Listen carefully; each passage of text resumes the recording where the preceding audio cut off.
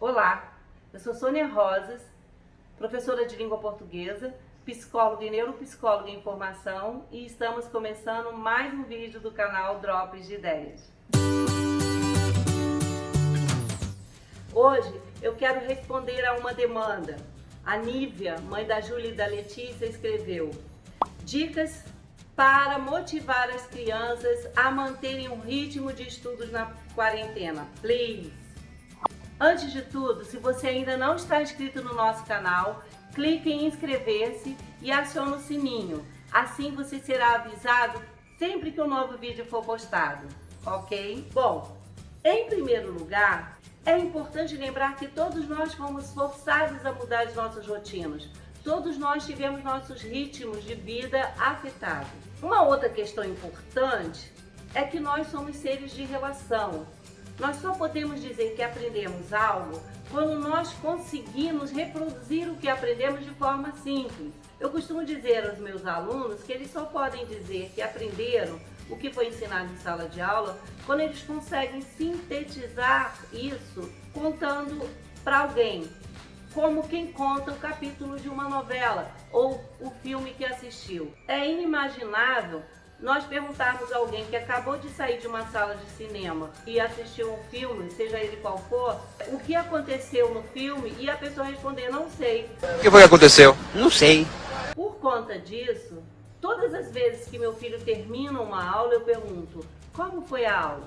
Dependendo da resposta, vem a segunda pergunta: o que a professora ensinou? Porque às vezes ele tenta sair pela tangente respondendo simplesmente: foi legal. Aí eu peço: explique esse legal. Porque ao reproduzir o que viveu, a criança também vai organizando as informações. E você pode perceber o que ela conseguiu filtrar de informação e qual o seu nível de atenção naquela aula. Mas o formato atual de aula nos levou a uma mudança de postura em relação ao estudo dos nossos filhos. Há um mês eu gravei um vídeo falando sobre a relação entre aprendizagem e memória e atenção. Vale a pena assistir. Eu falei sobre essa relação e como o formato remoto foi afetado por diferentes elementos distratores.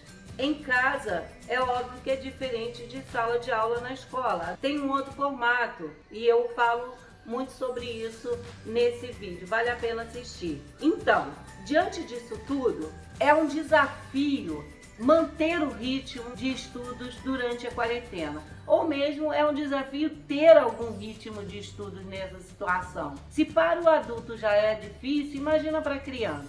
A pandemia nos tirou todas as nossas referências. O domingo passou a ser igual a segunda, segunda igual a terça, terça igual a quarta e assim por diante.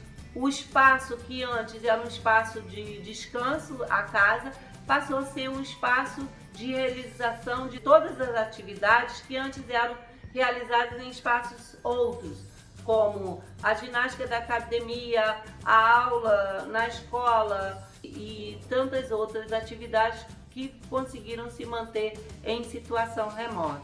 Então, o questionamento da Nívia é realmente desafiador, mas eu topei o desafio e eu trago hoje uma ideia para ajudar na organização desse espaço e tempo que foram desconfigurados. A primeira questão é o uso da criatividade. O importante não é a atividade em si, mas o objetivo que está por trás da atividade. Eu fiz uma rápida pesquisa no início da pandemia, no segundo mês da pandemia, com alguns pais no Brasil todo, com quem eu tinha contato, e perguntei se o objetivo das atividades enviadas pela escola ficavam claros para esses responsáveis. A resposta foi que a grande maioria não tinha claro qual era o objetivo da atividade que era mandada pela escola.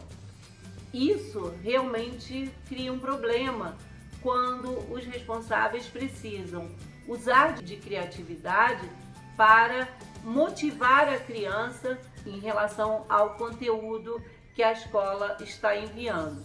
Se você não tem claro ou se tem dúvidas sobre o objetivo daquela atividade, vale a pena perguntar ao professor. Essa relação família-escola, ela precisa ser estreitada nesse momento. Família e escola precisam caminhar juntas. Segundo ponto é estabelecer uma rotina escrita, estabelecendo tempo para cada atividade, dando um espaço para o descanso. Há 2 semanas eu gravei um vídeo falando sobre percepção temporal e eu falei sobre como é difícil para a criança a noção de tempo e como essa construção é feita ao longo de seu desenvolvimento até o início da adolescência. E eu penso que nesse momento, essa organização, essa ajuda da organização do tempo é importante até para o adolescente, quiçá para nós mesmos, para nós não nos perdermos nessa rotina que se misturou, rotina trabalho, estudo, casa, família, filhos.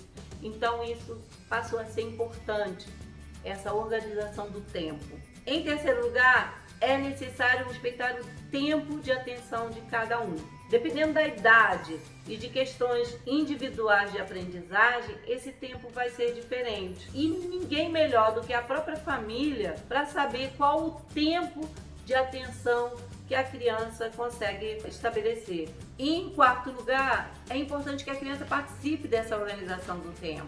Chame ela, organize a rotina do dia. Eu trouxe uma ideia prática, que é um quadro de pregas fácil de fazer e divertido. Eu utilizei um papel cartão e fiz um quadro de pregas utilizando papel ofício, né? Uma fitinha colorida para dividir e aí eu coloquei horário, atividade e avaliação. Então eu vou colocar aqui algumas atividades que eu estabeleci com meu filho. Então você vai colocando a atividade para que ela precisa realizar. Então, às 7h30 da manhã, o café da manhã. É lógico que esse horário aqui, ele vai ter que se adequar a cada criança. E ao final de cada atividade, se era realizada a contento, então ele ganhava um like, para usar a linguagem atual, né? Não precisa colocar o dislike não, porque vamos reforçar o positivo e não o negativo. E ao final do dia a criança pode contar quantos likes ela ganhou, ok? Bom, esta é a minha ideia de hoje. Gostou? Dá um like também. Deixe o seu comentário, a sua sugestão para os próximos vídeos e nos siga nas redes sociais, Facebook, Instagram. Obrigada, Nívia, pela excelente sugestão. Um beijo e até a próxima. Dá para dividir por 6? Ai, tá bom, divide sim. Vai pegar um 6, peraí. 6, vai dividir por 1. Agora você 2 tem 1. Não, vai ter que usar.